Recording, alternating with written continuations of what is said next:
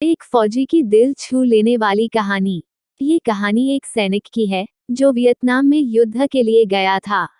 युद्ध समाप्त होने के बाद जब उसके घर लौटने की बारी आई तो उसने अपने माता पिता को सैन फ्रांसिस्को से फोन किया, माँ और पिताजी, मैं घर आ रहा हूँ, लेकिन घर आने से पहले मुझे आपसे एक बात पूछनी है। मेरा एक दोस्त है जिसे मैं अपने साथ घर लाना चाहता हूँ, क्या मैं उसे ला सकता हूँ? बिल्कुल बेटा, ये भी कोई पूछने की बात है। हमें तुम्हारे दोस्त से मिलकर बहुत खुशी होगी, माता पिता ने जवाब दिया। लेकिन पहले एक बात आप लोग जान लें, सैनिक बोलता गया, युद्ध में वह बहुत बुरी तरह घायल हो गया है। उसने एक बारूदी सुरंग पर पैर रख दिया था और उसमें उसने अपना एक हाथ और पैर गंवा दिया है। उसके पास कोई जगह नहीं है जहां वो जा सके, इसलिए मैं उसे अपने साथ रहने के लिए लाना चाहता हूँ। उसकी यह बात सुनकर उसकी माँ बोली, बेटा, तुम्हारे दोस्त के बारे में जानकर हमें बहुत डैक हुआ। हो सकता है हम उसके रहने के लिए कोई जगह तलाश कर सकें। नहीं माँ, मैं चाहता हूँ कि वो हमारे साथ रहे। ये भी पढ़ें। पिता बेटी की दिल को छू लेने वाली छोटी कहानी। लेकिन बेटा, अब पिता ने कहा, तुम समझ नहीं रहे हो कि तुम क्या चाह रहे हो। इस तरह का अपाहिज व्यक्ति हमारे लिए कितना बड़ा बोझ होगा। हमारी अपनी जिंदगी है जीने के लिए और हम नहीं चाहते कि इस तरह की कोई भी परिस्थिति हमारी जिंदगी में दखल दे।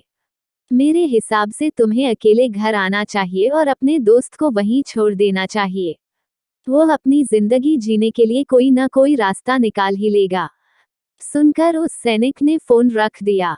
कुछ दिनों बाद उसके माता पिता को सैन फ्रांसिस्को पुलिस से एक संदेश मिला, जिसमें उन्हें बताया गया कि उनके बेटे की एक बिल्डिंग से गिरकर मौत हो गई है।